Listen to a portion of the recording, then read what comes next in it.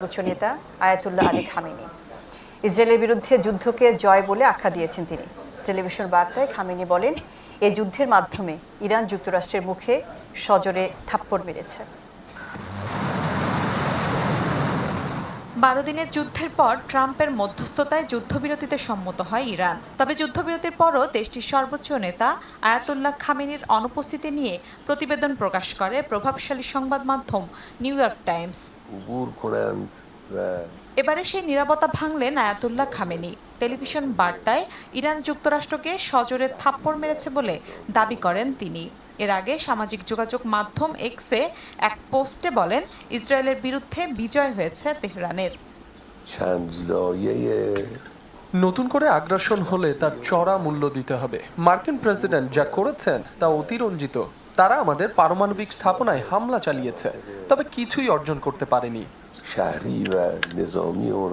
বুধবারও শত্রুপক্ষের প্রতি কড়া হুঁশিয়ারি দেয় ইরান, যাতে ফের বাড়ছে যুদ্ধের শঙ্কা। শত্রু যদি আবারও ভুল করে এক মুহূর্ত পাল্টা জবাবে সময় নেব না আমরা, যেমন করে বিগত কয়েকদিনে দেওয়া হয়েছে। আমাদের সেনারা সবসময় প্রস্তুত। ইরান ইসরায়েল যুদ্ধবিরতি নিয়ে সংশয় প্রকাশ করেছেন মার্কিন প্রেসিডেন্ট ডোনাল্ড ট্রাম্পও। বলেন, যে কোনো দিন আবারও যুদ্ধে মেতে উঠতে পারে দুপক্ষ।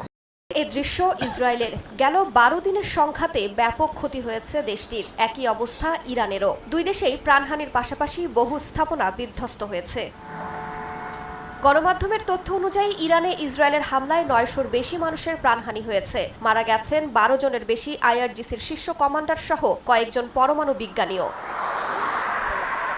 ইসরায়েলের হামলায় ইরানের ভূগর্ভস্থ অস্ত্র গুদাম ও জ্বালানি স্থাপনায় ব্যাপক ক্ষতি হয়। লাগাতার হামলায় তেহরানের গুরুত্বপূর্ণ প্রশাসনিক ভবনও ক্ষতিগ্রস্ত হয়েছে। গেল শনিবার ইরানের 3টি বড় পরমাণু স্থাপনা নাতানজ, ইস্পাহান ও ফোর্দোয় অপারেশন মিডনাইট হ্যামার নামে হামলা চালায় যুক্তরাষ্ট্র। এতে ফোর্দোতে বিদ্যুৎ বিভ্রাটের কারণে প্রায় 15,000 সেন্ট্রিফিউজ যন্ত্র আংশিক বা পুরোপুরি বিকল হয়ে যাওয়ার আশঙ্কার কথা জানায় আন্তর্জাতিক পরমাণু সংস্থা। মঙ্গলবার আবারও গিলান প্রদেশে হামলা চালায় নেতানিয়াহু বাহিনী। ক্ষতিগ্রস্ত হয়েছে অনেক আবাসিক ভবন। ইরানের হামলায় ইসরায়েলেও ব্যাপক ক্ষয়ক্ষতি হয়েছে। তেল আবিব, জেরুজালেম, হাইফা বন্দর সহ বিভিন্ন গুরুত্বপূর্ণ অবকাঠামো লক্ষ্য করে শত শত ক্ষেপণাস্ত্র ও ড্রোন ছড়ে তেহরান। ক্ষতিগ্রস্ত হয় ইসরায়েলের সবচেয়ে বড় তেল শোধনাগার ও শীর্ষ গবেষণা কেন্দ্র। আইডিএফ ও মোসাদের সদর দফতরেও হামলা চালায় তেহরান। সামরিক ও বেসামরিক স্থাপনায় হামলার ফলে গুরুত্বপূর্ণ অবকাঠামো ধ্বংস হয় তেল আবিবের। ইসরায়েলের বেন গুরিয়ন বিমানবন্দরেও হামলা চালায় আইআরজিসি। মঙ্গলবার যুদ্ধবিরতির আগে ইসরায়েলের উত্তরাঞ্চলে হামলা করে ইরান। এতে বেশ কয়েকজন হতাহতের পাশাপাশি অবকাঠামোগত ব্যাপক ক্ষয়ক্ষতি হয়। ভবনে আটকা পড়েছেন অনেক ইসরায়েলি। আন্তর্জাতিক গণমাধ্যম বলছে, ইরানের ধারাবাহিক ক্ষেপণাস্ত্র হামলায় ইসরায়েলের 9,000-এর বেশি মানুষ গৃহহীন হয়েছেন। ক্ষতিগ্রস্ত হয়েছে 200-র বেশি আবাসিক ভবন ও 2,000-এর বেশি অ্যাপার্টমেন্ট। এদিকে বিশ্লেষকদের হিসাব বলছে, গত 13 জুন শুরু হওয়া এই যুদ্ধে ইসরায়েলের দৈনিক ব্যয় হয়েছে প্রায় $20 কোটি। আয়রন ডোম ইন্টারসেপ্টর, ড্রোন প্রতিরোধ, বিমান হামলা ও ক্ষয়ক্ষতি পুনর্গঠনে প্রতিদিন শত শত মিলিয়ন ডলার খরচ হয়েছে তেল আবিবের। মাত্র 12 দিনের লড়াই। একপেশে লড়াইয়ের বদলে ইরানের পাল্টা আঘাতে চূর্ণ হয়েছে ইসরায়েলের দীর্ঘদিনের দাম্ভিকতা। ধ্বংস হয়েছে একাধিক আবাসিক ভবন ও অন্যান্য স্থাপনা। ব্যাপক আর্থিক ক্ষতির মুখে পড়েছে দেশটি।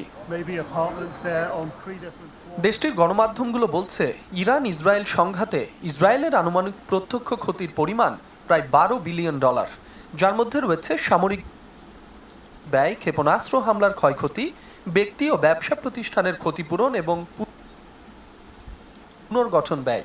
বিশ্লেষকদের মতে, পরোক্ষ ক্ষতি ও বেসামরিক ক্ষতিপূরণ পুরোপুরি মূল্যায়ন করা হলে মোট ক্ষতির পরিমাণ $20 বিলিয়ন পৌঁছতে পারে।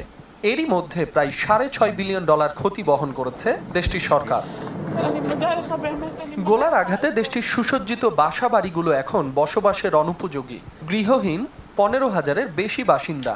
স্থানীয় গণমাধ্যমগুলোর তথ্য মতে, অবকাঠামোগত ক্ষতি প্রায় $1.43 বিলিয়ন। নিজ বাড়ি ধ্বংস হওয়ায় অনেকে আশ্রয় নিয়েছেন হোটেলে। হোটেল খরচের আনুমানিক পরিমাণ প্রায় $30 মিলিয়ন। ক্ষতিপূরণ চেয়ে নেতানিয়াহু প্রশাসনের কাছে জমা পড়েছে 40,000-এর বেশি আবেদন, যার মধ্যে প্রায় 33,000 ইসরায়েলি চেয়েছেন ঘরবাড়ির ক্ষতিপূরণ। 8,000-এর বেশি গাড়ি যন্ত্রাংশের ক্ষতির আবেদন। সবচেয়ে বেশি সহায়তা চেয়েছে রাজধানী তেল আবিবের বাসিন্দারা।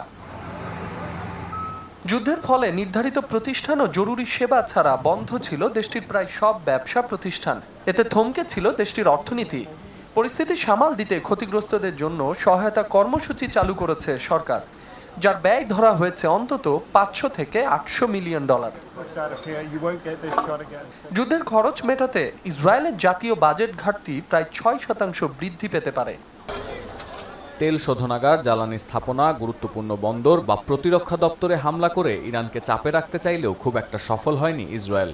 বরং ইরানের পাল্টা হামলায় ব্যাপক ক্ষয়ক্ষতির মুখে তেল আবিব, জেরুজালেম ও হাইফার মতো বন্দরনগরী। רואים פגיעת טיל בבניין של 8 קומות, נזק סביבתי מאוד מאוד גדול. כבאות והצלה לישראל הגיעו בכוחות מתוגברים. গোটা ইসরায়েল জুড়ে সাইরেনের শব্দ আর হামলার আতঙ্কের সঙ্গে যোগ হয়েছে হাসপাতালে আহতদের আহাজারি।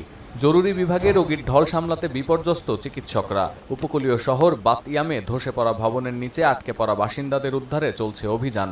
এখনও বেশ কয়েকজন নিখোঁজ থাকায় ইসরায়েলের অধিকাংশ শহরে জারি আছে জরুরি প্রোটোকল। হতাহতদের পরিবারের প্রতি সমবেদনা জানিয়ে বার্তা দিয়েছেন ইসরায়েলি প্রেসিডেন্ট। মন্তব্য করেছেন, ইহুদিদের নিশ্চিহ্ন করে দিতে চান ইরানের সর্বোচ্চ নেতা খামেনি। বিপরীতে ইরানের পররাষ্ট্রমন্ত্রীর দাবি, আত্মরক্ষার জাতীয় নিরাপত্তার প্রশ্নে কোনো ছাড় দেবে না তেহরান। আব্বাস আরাকচি আরও মন্তব্য করেছেন, ইরান ও যুক্তরাষ্ট্রের মধ্যে পরমাণু চুক্তি হোক। রাইসা জান্নাত, সময় সংবাদ।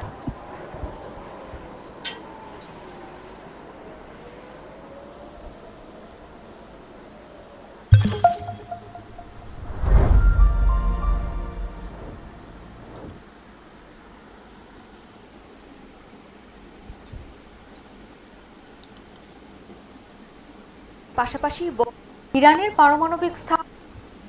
পারমাণবিক স্থাপনায় যুক্তরাষ্ট্রের অভিযানের পর ইসরায়েলের হামলায় টার্গেট হয় মিসাইল লঞ্চ ও কয়েকটি শহরে ব্যালিস্টিক মিসাইল। দফায় দফায় ইরানি ক্ষেপণাস্ত্র হামলায় কেঁপে উঠল ইসরায়েলি ইরানের রাষ্ট্রীয় ব্যালিস্টিক মিসাইলের একের পর এক ভিন্ন জ্বালানি কেন্দ্র, বিমানবন্দর এবং সামরিক স্থাপনা। ইরানের এর মধ্যে সবচেয়ে বেশি ক্ষতি হয়েছে শাহরান তেল মজুত কেন্দ্রের। এই মজুত কেন্দ্র থেকেই জ্বালানি সরবরাহ করা হয়। কেন্দ্র ধ্বংস ছিল ইরান, কিন্তু ইসরায়েলে বড় ধরনের হামলার ঘোষণা আগেই দিয়ে পর জনসম্মুখে ভাষণ দেন ইহুদি ছেলে। আমি ওর এই চুলের জুলফি টাচ, এই যে জুলফি, এটা হচ্ছে ওর ইহুদির।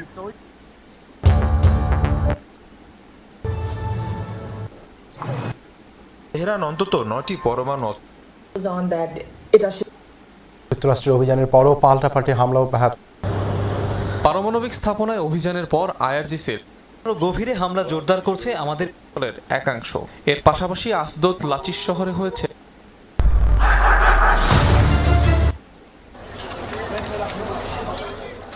তেল শোধনাগার, জ্বালানি স্থাপনা, গুরুত্বপূর্ণ বন্দর বা প্রতিরক্ষা দপ্তরে হামলা করে ইরানকে চাপে। বাংলাদেশের প্রথম ও একমাত্র ডাবল প্রোটেকশন স্যানিটারি ন্যাপকিন। শুধু প্রোটেকশন নয়, ডাবল প্রোটেকশন। তেল শোধনাগার, জ্বালানি স্থাপনা, গুরুত্বপূর্ণ বন্দর বা প্রতিরক্ষা দপ্তরে হামলা করে ইরানকে চাপে রাখতে চাইলেও খুব একটা সফল হয়নি ইসরায়েল। বরং ইরানের পাল্টা হামলায়